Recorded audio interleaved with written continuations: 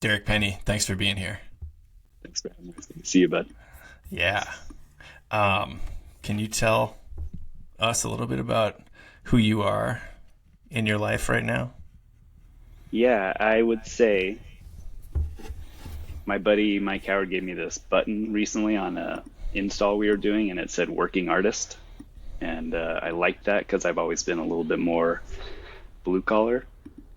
But I would say, yeah, woodworker and in the strange niche group of art handlers that are out in the world. It's where I've been spending my time these days. Can we talk just a little bit about what that's like on a daily basis for you or a weekly basis? Like what is that job?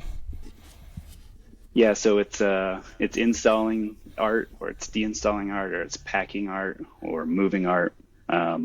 It's like a really I fell into it through fabrication, and my buddy Mike Howard, who I just mentioned, got me this in at Museum of Contemporary Art Denver, and it was yeah, I fell into it, and I had all these weird um, through kind of treachery, all of these skills I learned from installing in a design build in the commercial world, building restaurants and small businesses and remodeling homes. And I was just like, oh my God, installing contemporary art is easy compared to dealing with angel investors in the restaurant, in the sushi restaurant.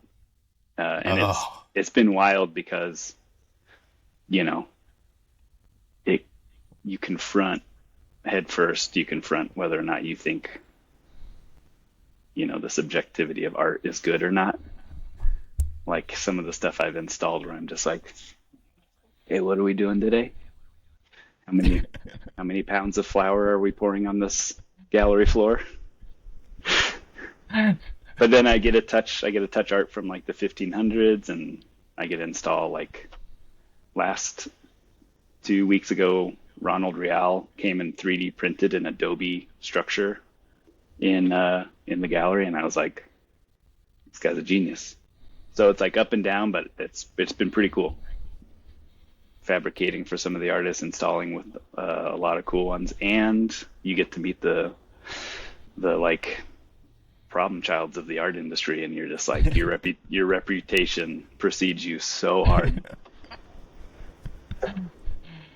so uh, is your woodworking not art then, or like how are you defining that? That's tricky. I mean, I've always thought it is, but it's always on the outskirts. Like industrial design and craft has always been, and folk art has always been like on this like outside of the commercial art world. But ever since I was a kid, every museum I've gone in has a furniture section, and you just look at the most ornate, beautiful uh, works of art that have outlasted generations, and it's it's always been beautiful to me, and then you start to find out who the real like geniuses are in that field, and yeah, you see the magic of it all. It's pretty inspiring still to this day. Yeah, it strikes me as like one of the more functional pieces of art. Like when I think about if you want to be an artist, you there's only so many people who have enough wall space to hang like an 8 foot by 10 foot canvas, and Yeah, not many people I know, but lots of people have room for a chair, that's right. And there's a necessity to it, and who's our local guy? Vance Kirkland always said every object in your life can be a work of art, and why wouldn't you Ooh. use that opportunity? Yeah, a docent at the Kirkland Museum told me that when I was like, I was oogling over these or ogling over these typewriter collections he had. And he told me about that. And he said he learned it when he learned about Kirkland's toothbrush collection. And I was like, my guy. Yeah. Yeah. I was like, I've never wanted to smoke, but I want all of these cigarette cases. There you go. Should we get into your favorite things here? As you know, this podcast is called My Favorite Things. You gave me a list of six, so we're either going to cut one in the middle of this, which is going to be awkward, or we're just going to go through it all and try to make it under an hour. I have a way of making this first one a shoehorned freebie. Okay, all right, yeah, that's your note. Says this should be a freebie in the count, which is your first one is coffee. Um, Yeah, just go ahead. Why do you think it's a freebie? Well, I was doing my best to not have any duplicates from your past guests.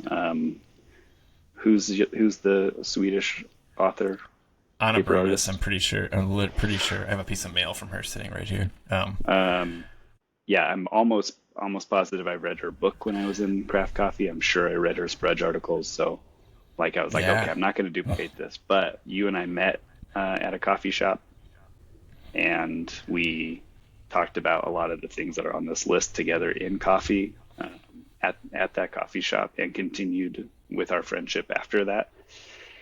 And it's like, one of the few things, at least for me, that I have control over, which is, my favorite ceremony. And mornings have become so sacred to me in this like loud world where my brain's Hmm. fuzzy, and I can like coffee makes me aware of my like brain waking up. I love it's just such a cool moment that I wouldn't trade. And the creative aspect of coffee has been there from the jump for me. From like, I got insomnia when I was 17, and Denny's coffee was, I thought, the coolest like Kerouac thing I could do. From you know 11 p.m. to 3 a.m. at a Denny's ordering fries and drinking coffee. But then you go into craft coffee scene, you know, a decade later, and uh, my best friend Breezy Sanchez is giving me lessons on palate tasting with sliced apples, different variables or varieties, so I could learn how to, you know, find those notes in coffee. She did it with dark chocolate too, and it's just like it can be so creative and it can be so vast as like one of the oldest, best trades in the world. Yeah. So your mornings now, are you doing like tasting notes in the morning, or what is your? So you. Fuck no. Oh my Yeah, God. I know. What is your? Are you sitting with a notebook? Are you like doing a? What's going on? Are you making a pour over and then you're just like staring out the window, or what do you do in the mornings now? I was thinking about this. My brother-in-law is getting into pour overs, and I was like, the thousands of pour overs I've made in my life, both like in a commercial coffee shop and at home. So my method has always been pour over with like the occasional AeroPress or French press. So probably 300 plus days a year, I'm making a V60 pour over. So yeah, the only thing, I stopped using timers, but the only thing I do is I still measure out my coffee on a scale, and I do my little ritual. And you know, it's nice to focus on it. It's nice to do that repetitive action. And then I sit with my coffee, turn on our local classical station. Shout out to Caven Thomas, this new DJ who's so sweet. And then I try to read, or if that's not working, I get out the journal. No, you're not catching up on your like sports betting stuff. And I try to So, stay away from real world for as long as I can. And then the second you open the door, it's like a barrage of, I don't know, media onslaught of information and tension grabbing stuff that's out there. And that's usually when like my coffee kicks in. you're like, yeah, let me time this so it hits Yeah. right at the point of where I'm generating anxiety. Like, Yeah. yes. Yeah. Huh. Yeah, I'm like trying to think like how many days when you do open your phone does something like actually improve it? You know, Oof. you know what I mean? Like, oh yeah, I'll just start this right now. And the first thing I saw this morning was the smoke forecast and like how Oh, bad the air quality was. And I was like, and they just set the tone. I mean, I still check the weather in bed, and I never thought that would be like a cause for dread. Is just seeing what the temperature is going to be today. Because as I was a Yeah. biker, every day of the year, and I would always be like, clothes to wear in the morning, clothes to pack on the way out. And now I'm Hmm. just like UV index air quality. It was 103 here yesterday, and I was like, okay. Yes. Yes. I know. Yeah. It's a whole thing. Yeah. What's safe? What are your safe apps to look at? Basically, just photos is where Yeah, I'm at this point. But it's good. yeah. It's your photo album. But of course, I could talk, this whole hour could be coffee. But I just wanted to put that out there, that I know. It brought you and I together, and we talked about hip hop, baseball, books. I'm fortunate enough to have like that many hours with you when I was behind a counter, so it's an easy bridge for so many things. It's so great. Like I think that's like one of the only RIP Denver Bicycle Cafe. I know. But like it was one of the only places I was ever a real regular. Yeah. There's a few other places, but you could go in there often enough where you actually had rapport, and I wasn't spending that much money in like a restaurant where I was going every 3 days a week. But yeah, that was what a great time that was. Yeah, and it was like perfect era of Denver where right before you were one of 2 or 3 remote workers in there on occasion, and now it's a whole cafes. Yeah. What? So number 2 out of 6. If we go to 6, film came out in 2004. Eternal Sunshine of the Spotless Mind. How old are you in 2004 when you first see this? And did you see it in a theater, or do you remember how it came in? This is actually there's only 2 of these that I remember, like the first time they came into my life. '04 I was 18, and 18. And I went with high school friends who wanted to see Jim Carrey the Clown. And, I sat through the dark,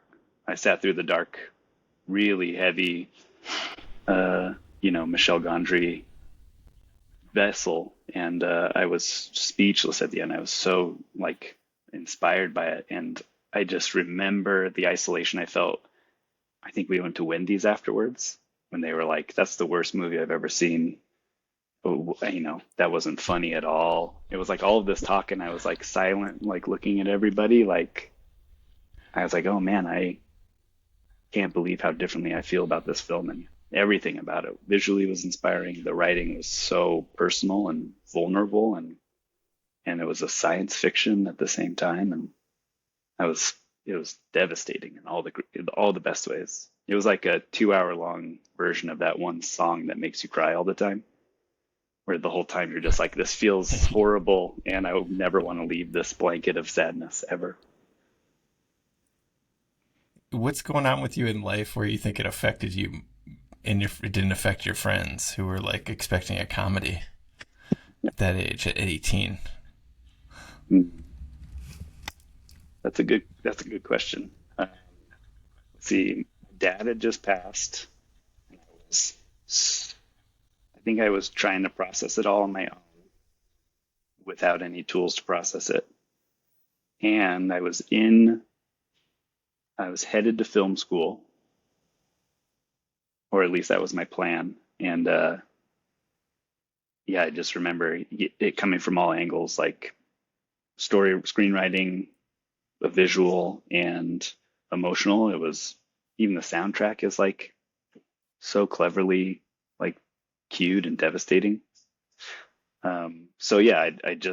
I don't know. I think like maybe I was my insomnia had just started. So I think I was like, I was a lightning rod for that movie, with no expectations. So you were having like the film school reaction to it, and your friends are like, we wanted to see Tommy Boy or whatever. Totally. Do you remember, were you in touch? Are you still friends with any of those people? Oh yeah.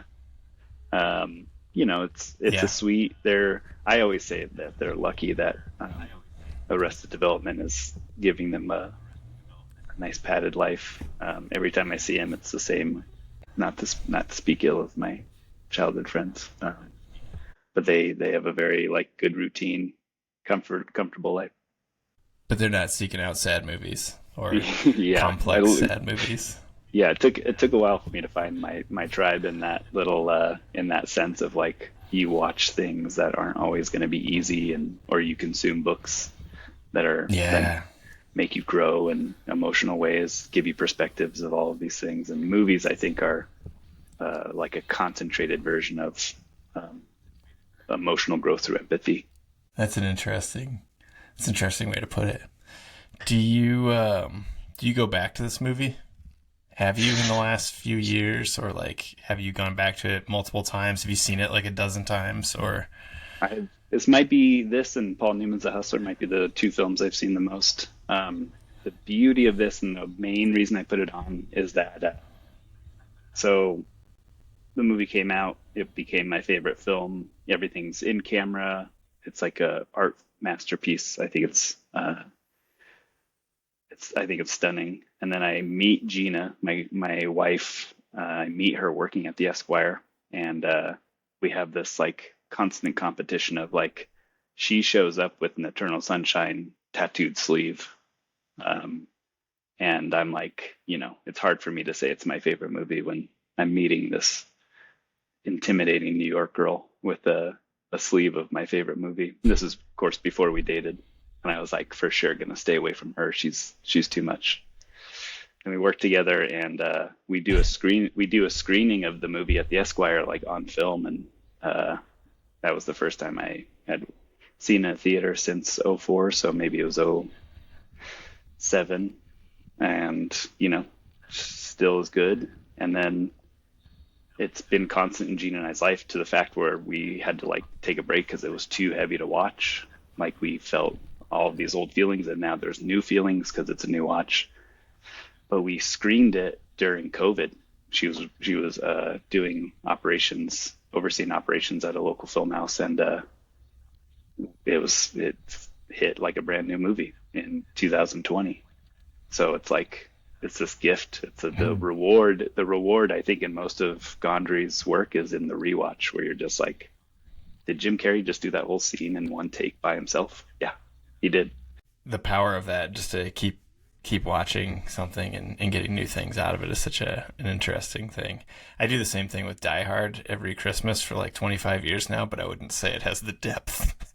It's more just the repetition. Brother, I'm a member of the Church of McLean. You know that. Okay. Boy, do I have a book for argument. you this Christmas, buddy. That's an argument I get into with Gina's brother, who's he loves to like rile me up, telling me that it's not a Christmas movie, and I'm like, Run DMC is the opening song, like. Like, what does it matter? It's like literally one of the greatest action movies ever made. Like, let's just watch it once a year, exactly. And that seems like a good time to watch it. So, I know, yeah, I don't even listen to that argument. I'm like, I don't care. Don't try to convince me of anything. It's fine. Same. Number 3, Essex County Trilogy. I'm gonna ask you to describe this as the graphic novel, because I'm pretty late on graphic novels. I think I've probably read 3 or 4 total. Cool. So, and I have no experience with this, but yeah. Well, I mean, Well, I mean, as like a cartoonist, as a visual artist, yeah, I'm waiting for your graphic novel. That's a stretch. That's a stretch, buddy. But I have a few of your cartoon books that are like, it's close. There's a narrative. I mean, graphic novels, I put this on there. Yeah, I put it on there because I just read Jeff Lemire's, he just released an autobiography called 10,000 Ink Stains. And I read it and I was like, his visual style and his writing is so unique, but he's had this insane career already, that's like really inspiring. But I don't know, his claim to fame, I would say, is Underwater Welder. It's where he was like finding his style and the way he illustrates. But Essex County was so personal feeling that I could tell it must have been autobiographical in a sense. And you find out he's from a small rural town in Canada, and he loved hockey, so he wrote it as like, some hockey themes, and but it's so not plot driven, it's character driven, and it's heartbreaking, and he uses very little dialogue, which is really hard to do in graphic novels, especially with a visual style of his. He like dips a calligraphy pen in ink and then turns it upside down so it bleeds out while he draws, and so everything is so messy, and like, I don't know, it has this really heavy sense of you have to be so simple in your lines, and what he pulls off is so good. You can see like life in the eyes of these characters. But Essex County is a trilogy, and it's takes place in, I want to say, farm town outside of Ontario, but it's rural. Follows a retired hockey player, follows a farmer, follows a kid who just lost parents, and man, just the weight of it with very little dialogue is so good. I brought it visual, but I have a bookmark where I wanted to show you, like, this is what most of the book looks like. It's like just these heavy, dark contrast lines of very little dialogue, and it just packs a punch. And so this is, people will always associate graphic novels with comic books that were written, 30s through 50s were for kids, and Grant Morrison came into the scene and started writing, and Alan Moore started writing very, very heavy themed comics, and sort of dawned this age of who our audience could be for comics, because the kids from the 30s through 60s are growing up, so they still want to get that audience. And I think that Jeff is a offspring of that. So he's like our generation's, he's writing for Marvel and DC. They call the big two, but he's also doing these independents that are mind blowing. You should read Underwater Welder because it's about a father, which is, classic Disney theme where they daddy issues. But yeah, it's my vehicle that I try to. I think it's easy to consume, even though it's big. It's what I hand to people to tell them. I think there's an independent side and art side of graphic novels. That's this whole other genre, which is it's a really easy discussion point. Which is always, like, my thing is always to try to give approachable paths to really good art. Accessible, yeah, that's a good term. And even with heavy themes. Do you remember how you encountered this in the first place, or did you say you encountered Underwater Welder first? Was that right? Underwater Welder came after this, and that's what got him a lot of success. I mean, this award got in Canada, but okay. I think I got the first book. Man, I just, I used to get things on, like, you purchase on cover in a bookshop. I think maybe somewhere down on Broadway here in Denver. I just picked it up and I was hooked. Mm-hmm. And, I always liked the idea, just like you or Frank Miller, like, author written and illustrated is always like a little dream of mine, where you're like, you can make this stuff just by yourself without, being, without this team that's inaccessible to a lot of people. So I just love it. Yeah. Were you into comic books, or are you still? Yeah. I think I love the visual storytelling. It's awesome. And I think it's a really underrated form of art, because it's this relationship between art and author where so much has to be told in such a unique way. And I think it's so good. It's essentially like how movies are made with screenplays, and you can fill these gaps between panels in your head, and movement and hidden agendas, hidden themes is so cool. I'm gonna send you this book. It's not baseball, but I'm gonna send you this one. Okay, outside the rules of our baseball book club. Yeah. I was just gonna say that I read Blood, Sweat, and Chrome, which is the oral history of the making of Mad Max Fury Road, and which is chaotic in so many ways. But one of the reasons it was so chaotic was that they didn't have a script. And I'm going to get the number wrong, but in one of the various ways that they formulated the idea behind this was that they hired basically a comic book artist to storyboard like what they thought was going to happen in this film. And so if I remember this right, they just had this like office in LA somewhere where the guy had it was 4,000 or 10,000 just images of just storyboard. And they didn't, so none of the actors had any lines, any of that stuff. And this is how they shot it, which is why part of the reason it was so stressful for everyone involved. But it comes from that, like when you say that's how movies are made, it's like, yeah, that's literally how they made that movie. They hired a comic book artist to be like, okay, we're going to go ahead and, here's the story, make it, and then they just drew it, and That's crazy. Also, totally makes sense that they're like, there's a guy in red pajamas with a flame guitar. Of course, that's a comic book author. He's like, be awesome here. Flame throwing guitar guy in these old man pajamas. Yeah. Doof Warrior. Is the Yeah. guy's name. Yeah. That's right. Right. Yeah. Yeah. And that guitar weighed like 140 pounds or something like that. It's No just way. like the whole thing is so obscene. Yeah, it's an incredible book, man. He's absurd. Yeah. Miller it's crazy that him and his wife have had a career just like doing that. Is so crazy. Just like, build me these cars. We're going to the desert. And then it gets canceled. And they have to film it somewhere else. They're like, all right, throw away those cars. We're going to build other cars. Yeah. Yeah. And he also used to, it's a super hard left turn for somebody who was literally a medical doctor.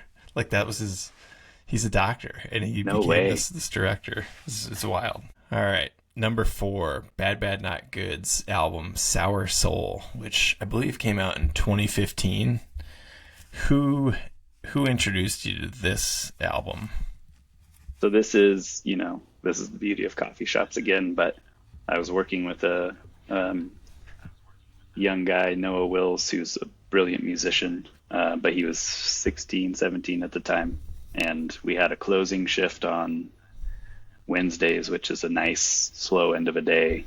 And, he was who introduced me to new hip hop. We always had the bond of hip hop, and that was at the time when most coffee shops were playing like Golden Era, like Tribe in every coffee shop. And but he would introduce me to these albums at the end of the shift, and Oddissee and all of these great artists. Oh, yeah.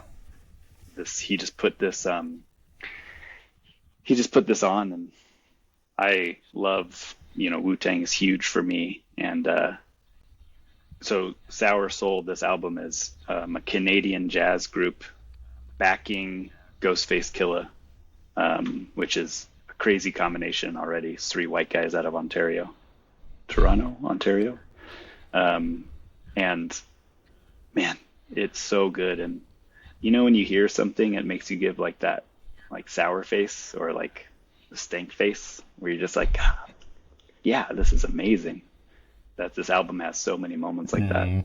It's an amazing jazz group, and Ghostface, his lyrics and his style are so strong, and it's like such a crazy combination. It works so well.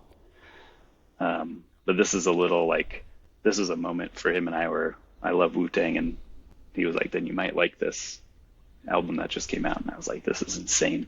And the kids are all right simultaneously, that feeling. Oh, he was the golden standard for that. Every day I'd be like, you're an old soul. His first album he gave me, it was a cassette tape with a disposable camera photo and the negative of that photo, and he handed me his album. I was like, do you even understand what this is? Like, so good. I was like, how old are you? Wow. This is something that somebody from my generation wouldn't even come up with how cool this is. How old were you when you were working with this kid who's 16? How old were you? You were 16, 10 years ago, 30. How did it feel to like get these recommendations? Like as a 30-year-old, like you're almost kind of an old guy at that point. How did it feel to have a 16-year-old like letting you in and being like, yeah, here's some cool stuff I listen to. You might like it too. I mean, I always had older friends, and I was always cool with younger. There's this like nice, like imaginary thread between generations as the artist community happens, where you can always like connect on a lot of things. And I always tried to not be the guy who stopped listening to new music, because it happened so easily. Now I would say I don't understand a lot of the music that's coming out now, especially in the hip hop and rap world, but there's still artists that break that, like, will always be timeless. So yeah, it felt cool, and it was cool to like that he could introduce things, which I think is really important as you're coming up, to be able to like be validated by what you think is cool and to introduce things. And I never did it in a superficial way, but found out so many cool artists from him. Number 5, Ishitani Furniture by way of George and Mira Nakashima. Can you just explain what this is first? Yeah. So as a woodworker, I came up through, rough carpentry, finish carpentry, learning quick American, like chop saw out in the field, table saw, like rough carpentry. And you could get really good at that, and that could be it for your whole career as a carpenter. And I just remember seeing Nakashima's furniture in an art book, and it's live edge slab work with butterflies, like butterfly keys, and he would just make furniture based on these beautiful slabs of wood, and his career's unbelievable path. And that really started getting me thinking about like elevating my skill, which was hard. And my brother, who's a brilliant woodworker, he taught me a lot when I was just wanting to grow a little bit outside of finish carpentry. And so there was like this perfect storm of finding out about George Nakashima and his daughter Mira, who's still running the show, and learning these skills and knowing that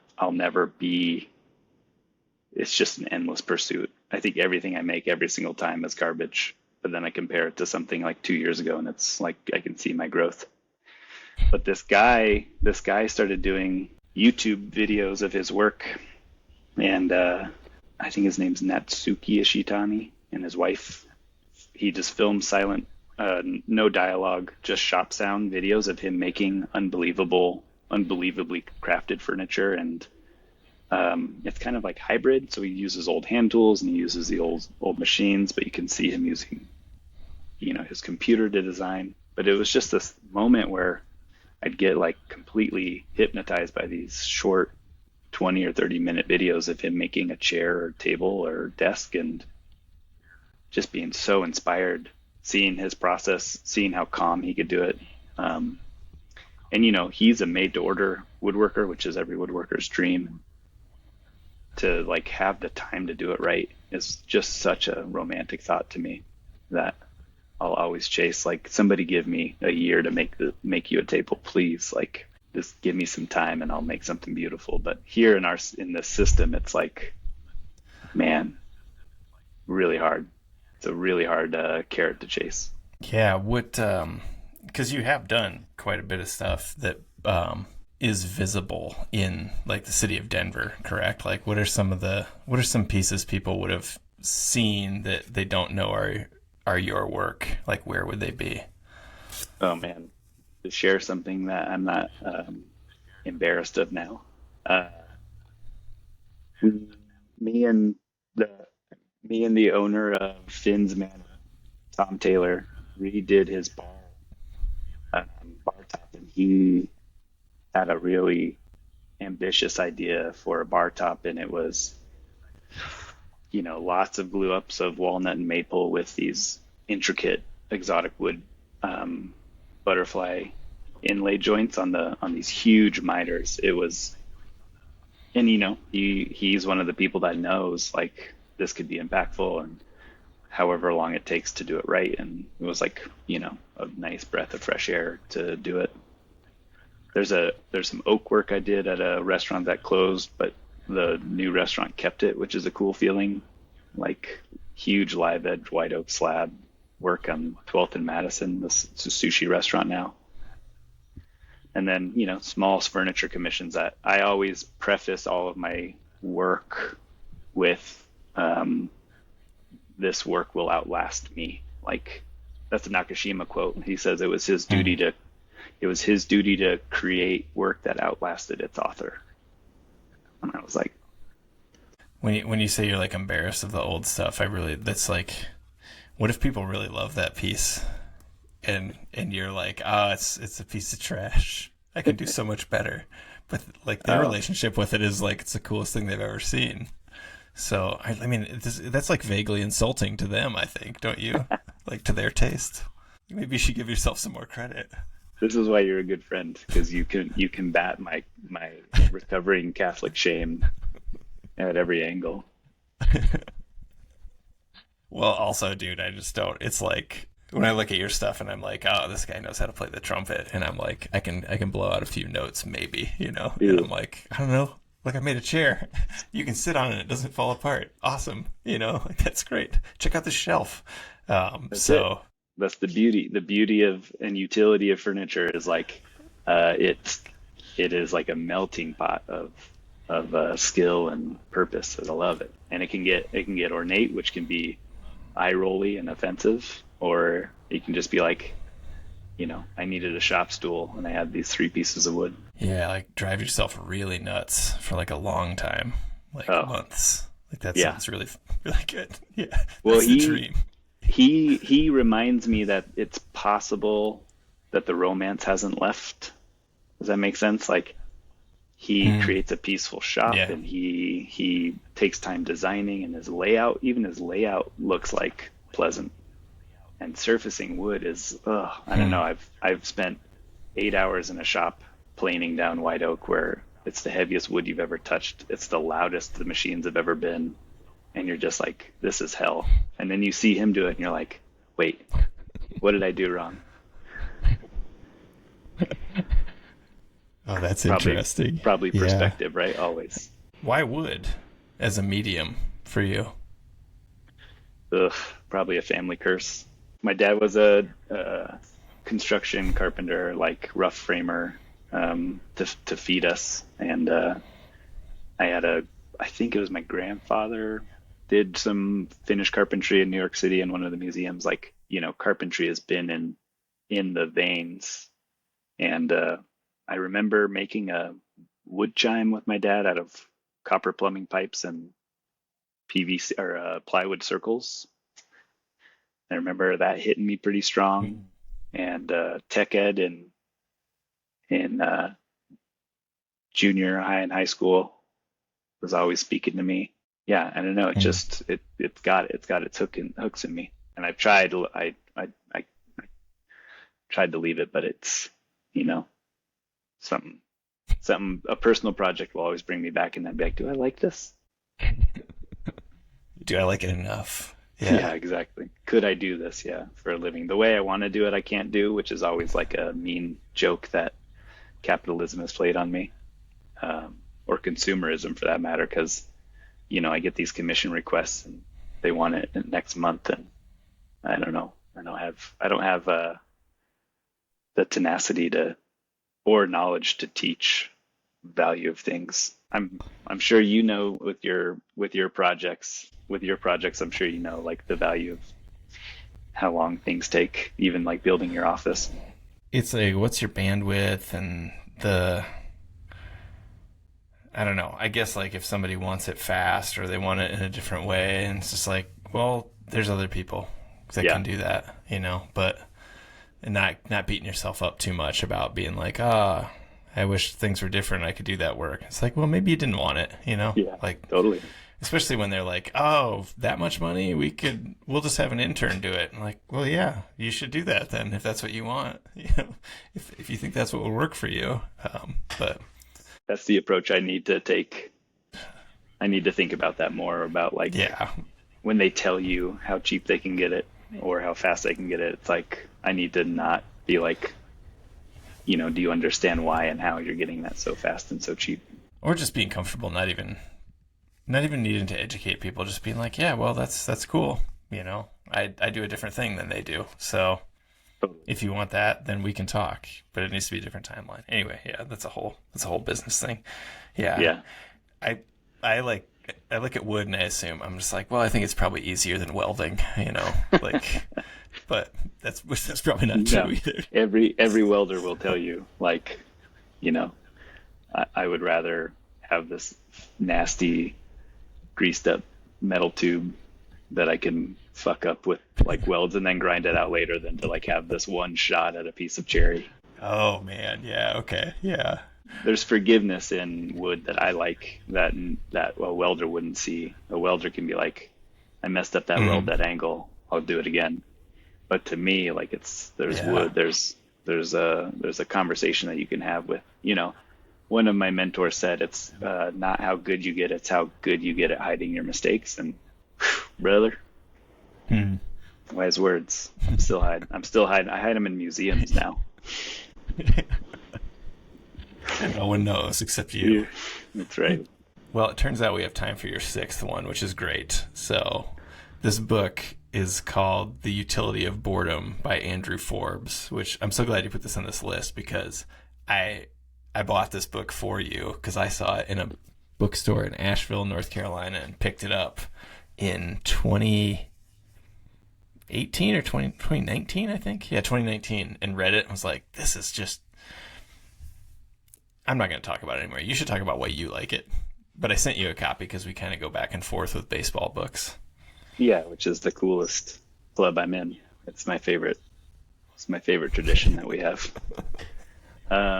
I mean, we've sent books back and forth, like fun baseball, like you and I share a love for baseball, and you and I aren't baseball's ideal audience, like creative types that aren't going to spend $1,000 on jerseys or whatever they want from us. But you and I see the nostalgia and all the right things in it that I love. So you sent me this book, and it was like he snuck behind enemy lines. He got us. Like, he got the feelers.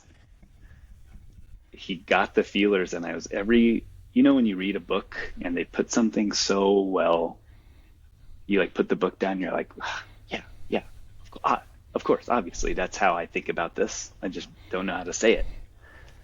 And every short story, I think he's on this third or fourth baseball book, and it's just like mind blowing.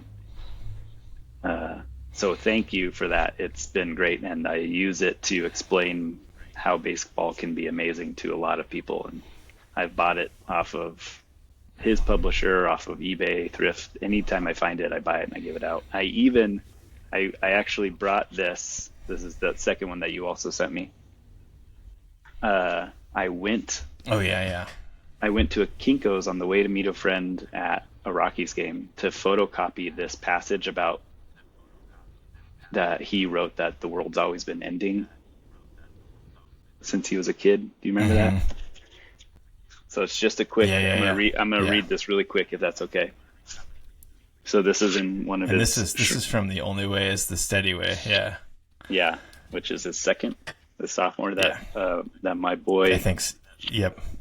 My boy Brendan Leonard wrote the blurb in it. I kind of weaseled my way into having him let me write a blurb for it, which was wonderful. But the passage. But it's just he prefaced this in the story Love in Time Of. He prefaces it with the opening line is, "When I was 8 years old, I was convinced I would die in a nuclear holocaust." This is a book about baseball. And then he writes for six or eight paragraphs about how Vietnam War was raging on, and this guy was having the best season of his life, or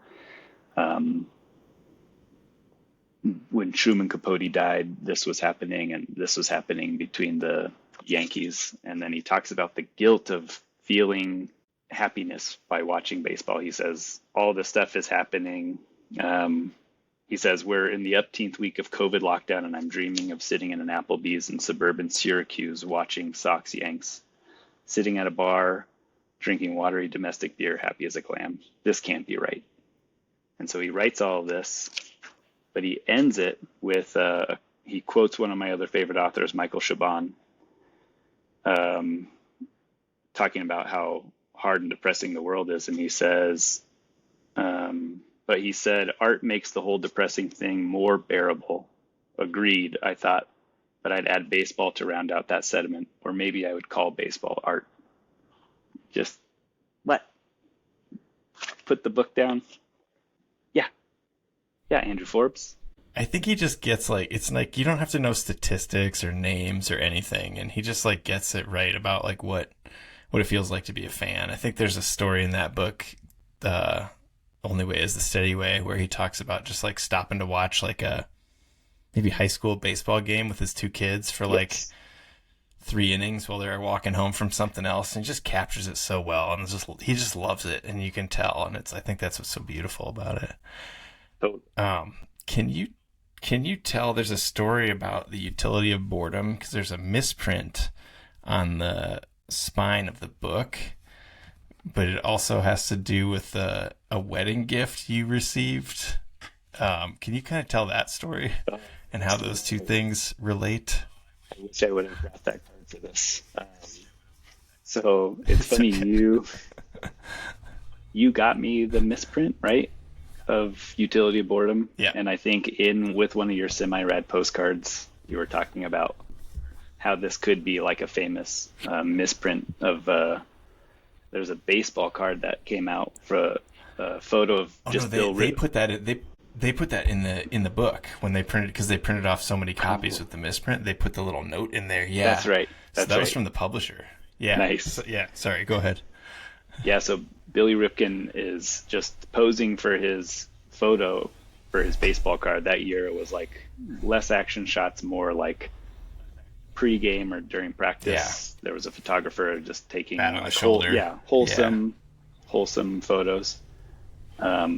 And his teammates, so he says his teammates wrote on the bottom of his bat where you normally write either your number in Sharpie or your last name or your initials, so you can just pull the bat out of the upside down bat bin. And somebody on his team wrote "fuckface" on the bat's bottom, and he posed with it. So "fuckface" is in beautiful, bold, crisp print on this. I think it's a Topps card, and he says he wasn't aware, and I think that the lore came out that he was aware, and they were trying to sneak it in, and they couldn't pull him back. The correct direction. Right? Yeah, he turned it. Yeah. So for anybody listening to this, look it up. It's one of the best little slip-in Easter eggs in baseball history. Yeah, and they say that in this little note, like this, you'll notice that the utility of boredom, the word utility is spelled wrong. So consider this like the Billy Ripken baseball card, where Yeah. because it was rare at the time. I remember I was collecting baseball cards at that year, and nobody I knew had one, but they later came out with a different one where they had either put a black dot over it or a Yeah. white dot or something, so you couldn't see it. Yeah, I think But so. but yeah, that was like the whole thing. So I think you like put this on Instagram though. I read the first thing. I went and got my Billy Ripken card, and I either tagged you in it, like thanks for the gift. Here's the famous card. One of my cherished possessions. I'll leave it to your kid in my will. What, didn't somebody give you the card as a wedding gift? Am I making that up? Yeah. Brian Poskin, just this Okay. great Chicago barber who shares our love for baseball in all the right ways, got me that card. And you can only give it to Amazing. few people in your life. That gift lands so well. So same with like this book that I've Right. this book that I've given to a dozen people is like I had the same thing. I was like, I gotta get you this book. Yeah. And it's like it has to be the exact right person because you don't want to waste it on somebody like Totally. which I think I gave away one of the misprinted versions to a friend who never gave it back, and I was like, oh no, I gave him the wrong one, so I had to rebuy it. I rebought a bunch of used copies of it so I could get the misprinted version. So I had a couple more, but yeah, just phenomenal. Like you said, when like he puts it in words and you kind of set the book down and say, yeah, me too. Like that's exactly how I feel. Like I feel like that's just the goal of writing in the first place. But like if you do that, then you've connected with people. Man, this has been awesome. We are almost at an hour, so I'm gonna just close it out here. We have Coffee, Eternal Sunshine of the Spotless Mind, the Essex County Trilogy, Bad Bad Not Goods album Sour Soul, Ishitani Furniture, and The Utility of Boredom by Andrew Forbes. Man, this is so much fun. Thanks for coming on. Thanks for having me. Thanks for letting me slide 6 in there. I knew we could do it. Anytime, dude. Thanks so much. Yeah, buddy. Thank you.